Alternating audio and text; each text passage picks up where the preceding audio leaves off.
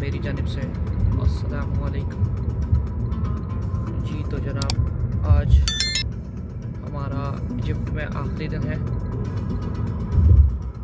हम वापस कायरो आ चुके हैं और आज शाम की हमारी रवानगी है इंशाअल्लाह। लेकिन जाने से पहले जैसा आप लोगों से वादा था कि कोशिश करेंगे कि यहाँ किसी एक कैटल फार्म को हम ज़रूर विज़िट करें और यहाँ जानवरों की नशोनुमा के लिए क्या क्या चीज़ें इस्तेमाल की जाती हैं, क्या माहौल में तैयार किया जाता है, किस तरह है, वो आपसे शेयर करें। तो उसी जानिब रवाना है। यहाँ पे ज़्यादातर फार्म्स जो है ना वो कंट्री साइड्स पे होते हैं, तो इसलिए हमको शहर से निकल के कंट्री साइड की तरफ जाना पड़ रहा है। तो अभी चलते हैं और फिर वहाँ पे आपसे मुलाकात करते हैं। तवक्कलतु अला अल्लाह वला हौला वला कुव्वता इल्ला बिल्लाहिल अलिय्यिल अज़ीम।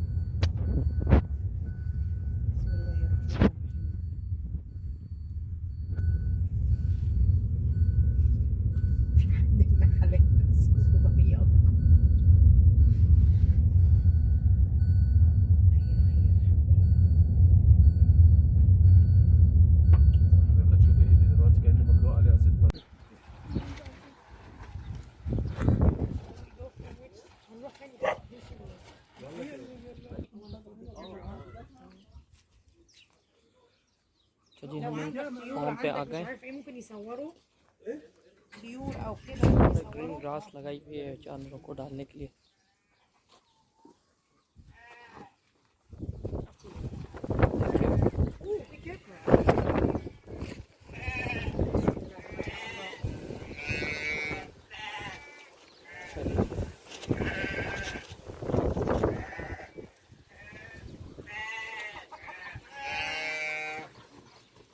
इनके हीपर्स हैं।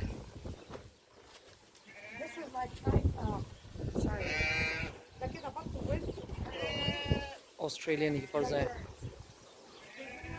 इनकी भैंसें ही इनका मतलब हमने एक गांव विज़िट किया है, इनके पास जो छोटे छोटे फार्म्स होते हैं ये वो हैं। ये आप देख सकते हैं ज़्यादातर ऑस्ट्रेलियन हीपर्स हैं। अच्छा, आप भैंस देख सकते हैं माशाल्लाह, भैंस के सींगों का style.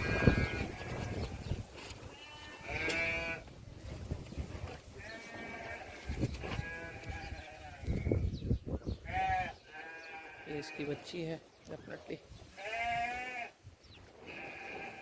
I think this is cow and this is buffalo or all cows. I don't know. These two are buffaloes and all are cows.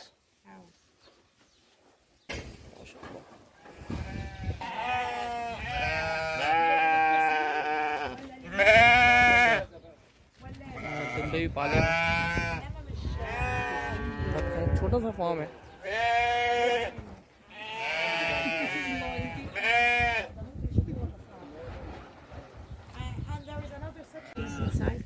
अच्छा, ये इनका एक और सेक्शन है। बतखें आप देख सकते हैं माशाल्लाह माशाल्लाह। ये इनका एक और सेक्शन है। यहाँ पे ये बकरा ईद के लिए कह रहे हैं कि ये तैयार करते हैं। ज़ाहिर सी बात है, इजिप्ट अफ्रीकन कंट्री है, यहाँ को बहुत ज़्यादा वो नहीं होता, लेकिन ये बछड़े हैं सारे।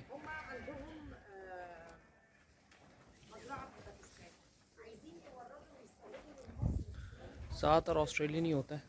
तो आप ये ऑस्ट्रेलियन अगर चेक करें, देखने में माशाल्लाह भूरी नाक के अंदर बहुत खूबसूरत बछड़ा है। ये उनका जो भैंसा आप देखें, इसका चेहरे का स्टाइल, सींग से आपको दिखा सकूं, कैमरा दिखा रखा है। ये देखें, गुलाबी भूरी नाक में, भूरी आँखों में, बहुत खूबसूरत बछड़ा है।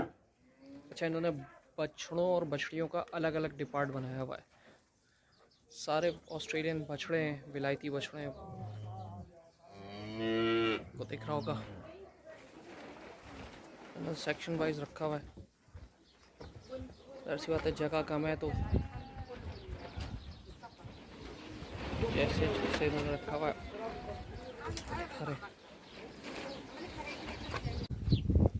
الكبير ده This is like a big ones. وديل اسمه ये इस साल कुर्बानी के लिए होंगे ये? Are these ready for the like Oh, Bakar Eid. this year or Yes, this year. those ones? The big ones. Okay. These ones. तो जाहिर सी बात है बहुत जानदार नहीं है صغيرين. ये। यहाँ पे अपने देसी ग़िज़ाओं पे जो इसको तैयार करते हैं इस साल की कुर्बानी के लिए ये हैं। ये वाला आप देख रहे हैं। ما بياكلوش فاحنا بنفصلهم نحط لهم تبن كده ونرشرش عليه علف يبداوا يتعلموا الاكل فبياكلوا فبيكبروا بسرعه مع اللبن وبدل ما ورا امه بيطلعوا لامه الصبح واخر النهار يعني كل 12 ساعه يطلع يرضع يعني ده لسه بيرضع؟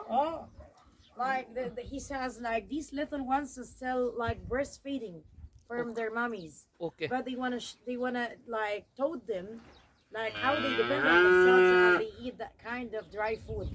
So they have like kind of chef twice where they can get like milk feeded, and Same as then the Pakistan. other one the dry food. And by this way they might grow in very short term. عشان يساعد ده على الرضاعه بالمعزله يعني بقد ايه يكبر مثلا the dry grass and the leaves of rice, the cover or the leaves of rice and the reeds of rice, all these kind of grass and food, it's built up the body and meat. So Okay. mainly they depend on having meat without no, you know, like fats. So this is built the meat rather than the fats. ये कह रहे हैं कि यहाँ पे corn यानी मकई और ग्रीन ग्रास और ये भूसे के ऊपर जो है ये अपने जानवर तैयार करते हैं। ग्रीन ग्रास तो आपने देखी इनके पास वाफिर मकदार में पड़ी थी। भूसा ये पड़ा हुआ है और मकई जाहिर सी बात है ये उगाते हैं तो उसी में देते हैं। अच्छा भूसा ये चावल का भूसा है, ये चावल इन्होंने लगाया होगा उसका भूसा है। ये कट्टियाँ हैं, इनकी कट्टियाँ भी हैं और बछड़ियाँ भी हैं। इसमें ये कुछ जो है ना इनकी गायें बन जाती हैं, कुछ क्या ज़्यादातर इसमें से बछड़ियाँ जो है गाय बन जाती हैं, बाकी वो जो हैं वो कुर्बानी के लिए फिर आगे चले जाते हैं। अच्छा जाहिर सी बात है नेचुरल फीडिंग के ऊपर इन्होंने पाला हुआ है। छोटा फॉर्म है इनका घर का जो होता है, तो यहाँ पे ज़्यादा इन्होंने लवाजमात में नहीं किए हुए।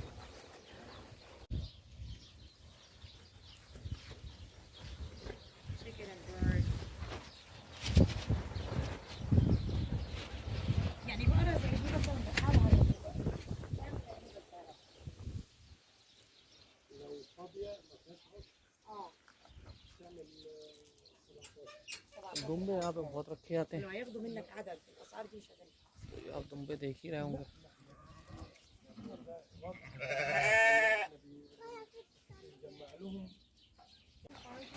He says that one, that buffalo, she's pregnant and she's expecting to deliver like within like few months. He says that one would be for 25,000 Egyptian pounds. 25,000 Egyptian. 25,000 Egyptian pound, 25 Egyptian pounds. and this one is 15,000 15,000 Egyptian. pound. And he said this is like a dairy buffalo. Yeah. And this is makes the price bigger and double. ये daily की buffalo है, ये आपको पता ही है expected है breed करेगी। तो ये कह रहे हैं कि इसकी कॉस्ट है $25,000, 25,000 इजिप्शियन पाउंड, सॉरी डॉलर नहीं, 25,000 इजिप्शियन पाउंड। और ये जो हीपर्स हैं इनके पास, ये अभी जाहिर सी बात है लगने की पोजीशन में आ रही हैं, तो ये अभी जाती हैं 15,000 इजिप्शियन पाउंड्स पे ये सेल होती हैं।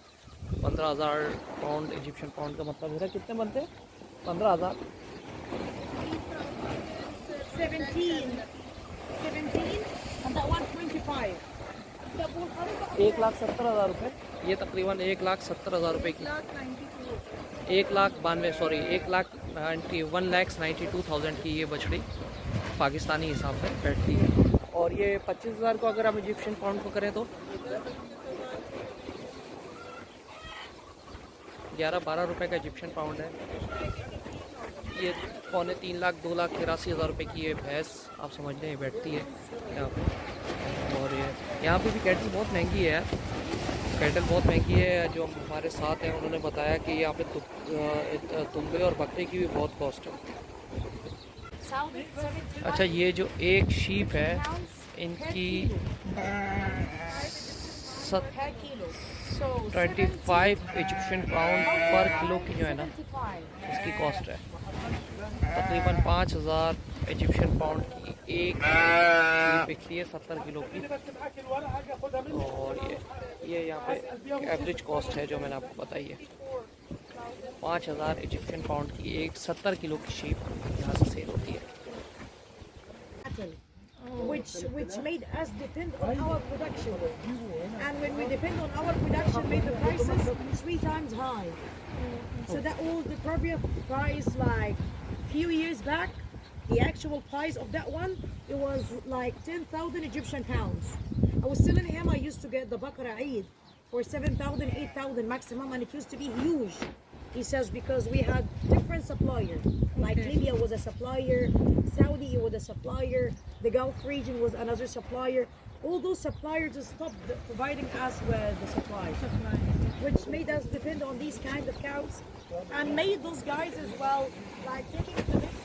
अच्छा, मैंने इनकी बात जो समझी, इन्होंने ये भी बता रही थी कि पहले यहाँ पे जो है ना लीबिया से सप्लाई आती थी, क्या ना एनिमल इंपोर्ट होते थे, और उसके अलावा जो इनकी डाइट है, खाने पीने का आइटम, वो भी इंपोर्ट होता था, सऊदीया से इंपोर्ट होता था, दूसरे रीजन से इंपोर्ट होता था। लेकिन नाउ डेज कुछ फ्यू ईयर्स बैक इन्होंने जो है ना ये चीज़ें इंपोर्ट होना बंद हो गई हैं और अब ये टोटल लोकल प्रोडक्शन कर रहे हैं। तो अब ये जो इनकी लोकल ब्रीड्स हैं, मतलब लोकल ब्रीड से मुराद जो यहाँ पे ब्रीडिंग करा रहे हैं और यहाँ पे जो अजनास उगा रहे हैं, तो अब सारी चीज़ें इनकी यहाँ पे अपनी सेल्फ डिपेंडेंट है, जिसकी वजह से चीज़ों की प्राइसेस बढ़ गई हैं। इंपोर्ट जब से इनके पास आना बंद हुई है, अफ्रीकन कंट्री है, दैट्स वाई ये लोग डिपेंड करते हैं अदर कंट्रीज़ के ऊपर, लाइक सऊदीया है और इजिप्ट है, लीबिया है, इन कंट्रीज़ में कि ये इंपोर्ट देते हैं तो इनके या बंद करते हैं, तो इनकी चीज़ों पे, इनकी प्रोडक्ट्स में बहुत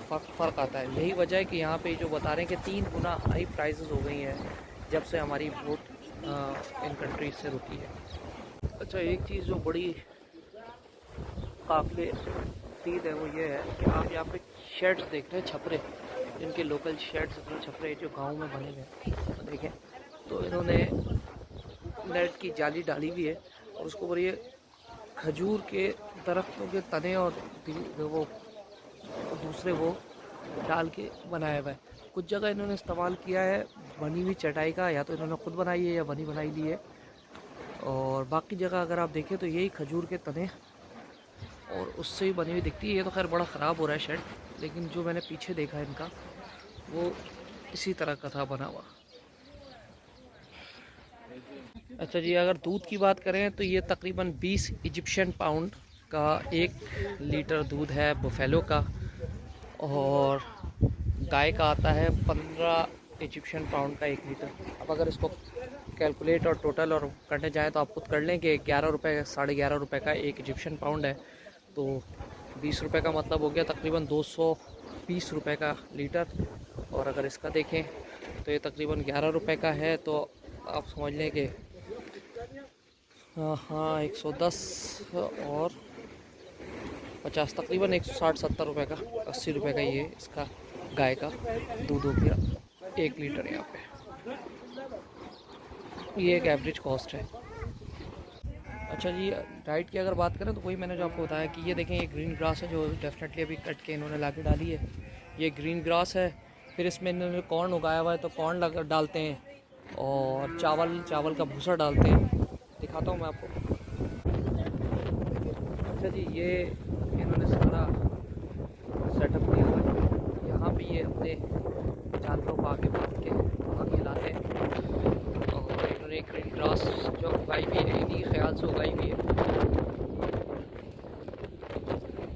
इनको डालते हैं और इस पर अपने जानवर तैयार करते हैं। यहाँ पे ज़ाहिर सी बात है दूध की भी इनको एक अच्छी कॉस्ट मिलती है, मीट की भी अच्छी कॉस्ट मिलती है।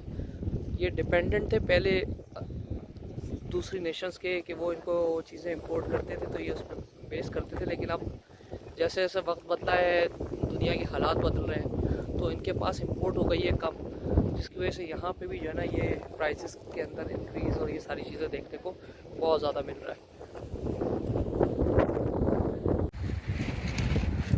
ये मकई का जो मैंने आपको बताया, मकई का छिलका भी है, मकई खुद भी इसमें शामिल करते हैं, ये इनका भूसा है,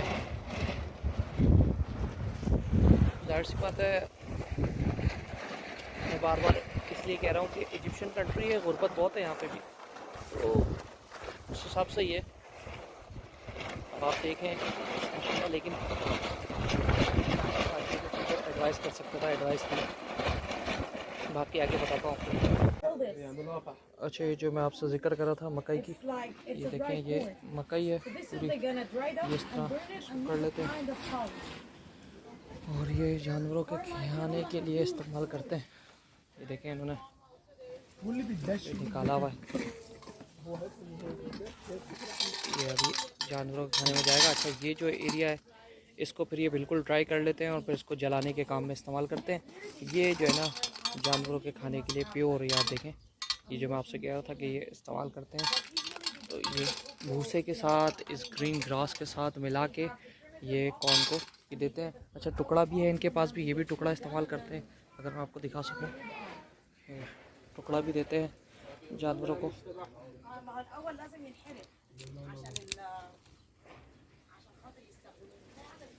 The little cows and buffalo. अच्छा, ये अगर आप देख रहे हो, ये इन्होंने कॉर्न को पीस के, वही जो जिस तरह हम बनाते हैं, इन्होंने आटा बना लिया है और ये जो छोटे बछड़े और बछियाँ हैं उनको खिलाने के लिए ये इस्तेमाल करते हैं।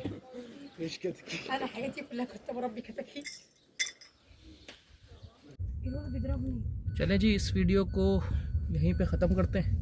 हम वापसी के लिए निकल रहे हैं, क्योंकि जाहिर सी बात है हमारी शाम में फ़्लाइट है, इंटरनेशनल फ़्लाइट होने की वजह से आपको 3 घंटे 4 घंटे पहले पहुंचना पड़ता है। ये कंट्री साइड है इनका, ये आपको निकलते निकलते मैंने सोचा ये आखिरी दिखाऊं। तो बस अब यहाँ से रवानगी है, कुछ चीज़ें बीच में से लेनी है, दैन फिर एयरपोर्ट जाना है, तो बस चलते हैं। इस वीडियो को यहीं पे ख़त्म करते हैं और फिर किसी अगली वीडियो में आपसे मुलाकात करेंगे। अपना बहुत ख्याल रखिएगा और HD कैटल को और उसकी इंतज़ामिया को अपनी दुआओं में ख़ुसूसी तौर पे याद रखिएगा। अस्सलामु अलैकुम।